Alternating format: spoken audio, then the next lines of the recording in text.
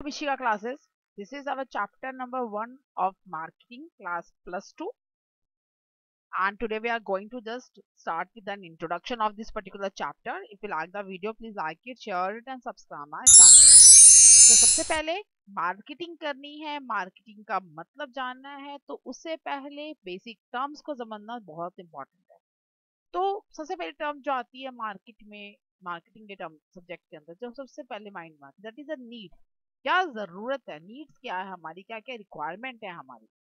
The basic human requirement is called the needs. जो हमारी जरूरतें क्या होती हैं, जो हमारी बेसिक नेसेसिटी है, जिस जिस चीज के बिना हम नहीं रह सकते, that all things are called our needs. उन सभी चीजों को हम क्या कहते हैं, नीड्स कहते हैं।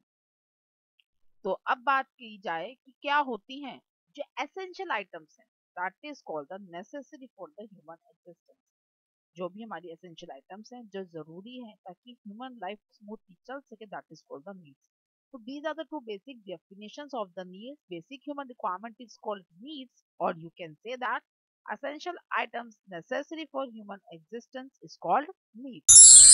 अब हम बात करते हैं नीड्स के बाद। जनरली कंफ्यूजन हो जाती है कि what is the need and what is the want. दोनों ही बहुत अलग है। नीड्स हमारी जरूरतें होती हैं और वांट्स वो चीजें हैं जो हम चाहते हैं।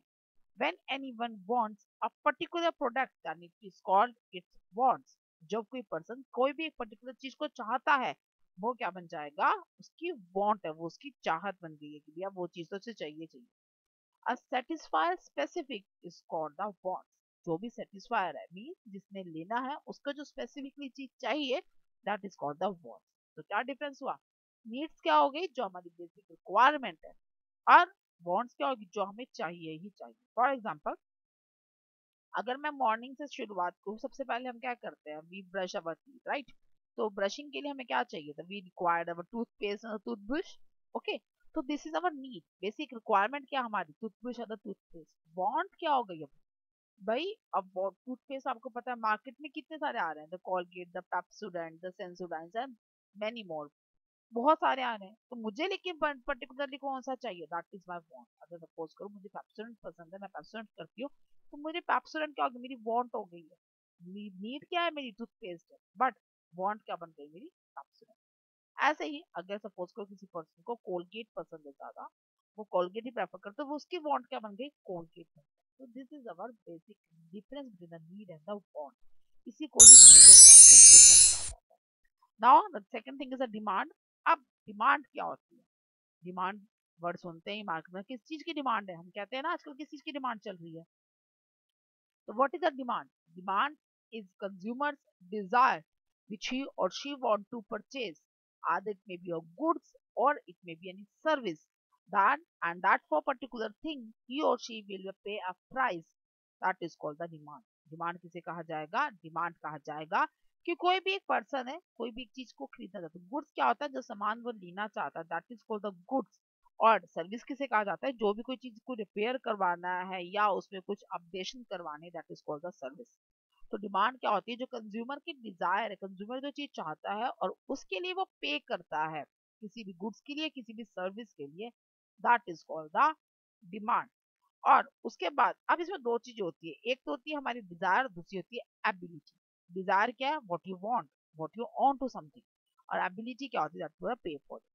फॉर एग्जांपल, अब क्या हो रहा है, अब कुछ भी अगर मान लो for example I am going to any parlour, मैं पार्लर पे गई हूँ, ठीक है, तो मैंने हेयर कट करवा, दिस इज द सर्विस, इसे सर्विस कहते हैं। तो गुड्स क्या हो गया, मैंने हेयर के लिए कुछ एसेसरीज ली है, वो मैंने परचेज करी। दोनों चीजों में परचेज ही कर रहे हैं, सर्विस भी हम परचेज ही करते हैं, पे करते हैं सर्विस में भी, और एसेसरी जो मैंने ली उसमें भी हमने पे करा है।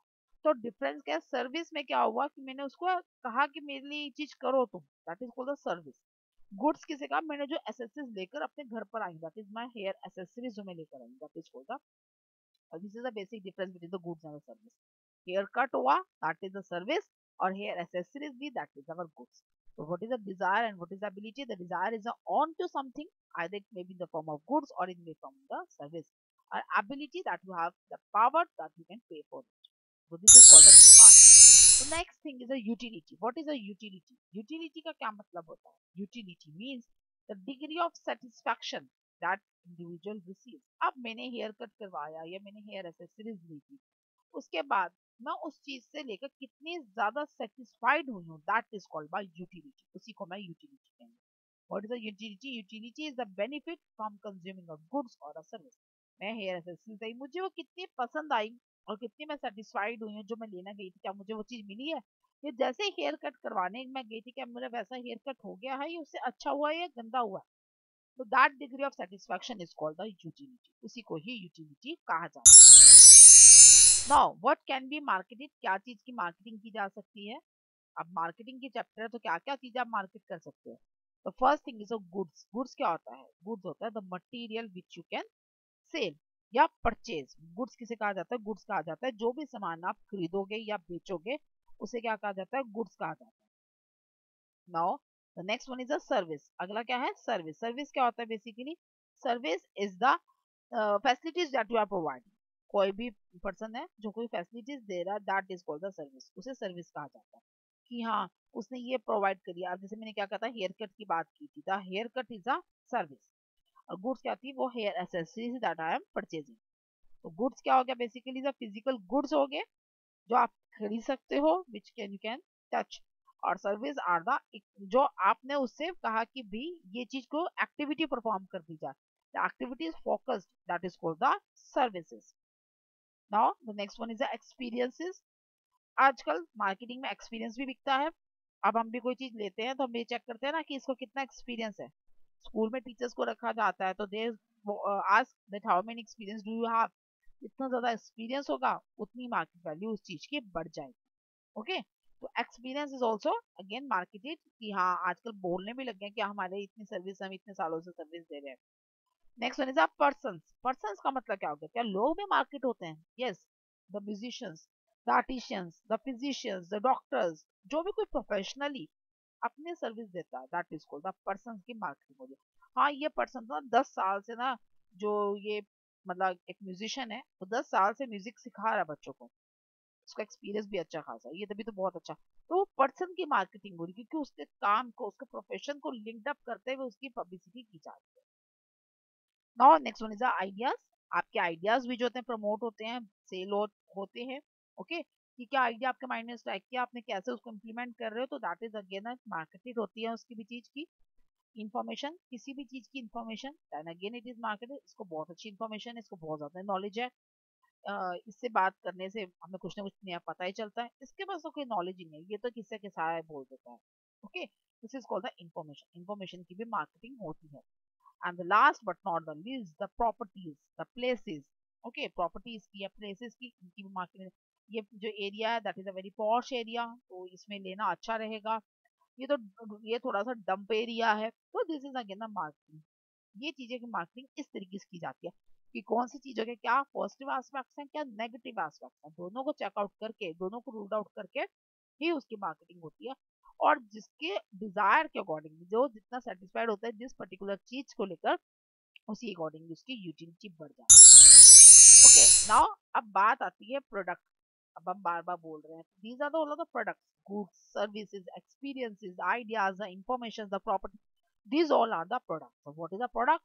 Product is defined as the need of satisfying offer by any organization. जो भी आपकी रिक्वायरमेंट थी उसके लिए जो ऑफर्स करे गए हैं किसी भी ऑर्गेनाइजेशन के द्वारा कि हाँ ये चीज आप इस तरीके से खरीद सकते हो, आपकी रिक्वायरमेंट है ना, ये चीज की जरूरत है ना आपको, तो आप इस तरीके से कर लो, तो this is called the product, उसी को ही प्रोडक्ट कहा जाता है। और you can say that product is the item that is offer to sell. जो भी बेचने के लिए चीज ऑफर की जाती है उसे क्या कहा जाता है? Product. Now, next one is the customer. What is the customer? The customer is that person who purchased that product. जो उस प्रोडक्ट को खरीद रहा है, that is called the customer. तो customer is defined as the who brings up their wants. जो चीजें चाहिए और वो ले रहा है उसे क्या कहा जाएगा? Customer. Customer is that who buy goods from others. जो दूसरों से सामान लेता है, दूसरों का प्रोडक्ट खरीदता है, उसी को क्या कहते हैं? Customer. That's all for today's class. The rest of the terms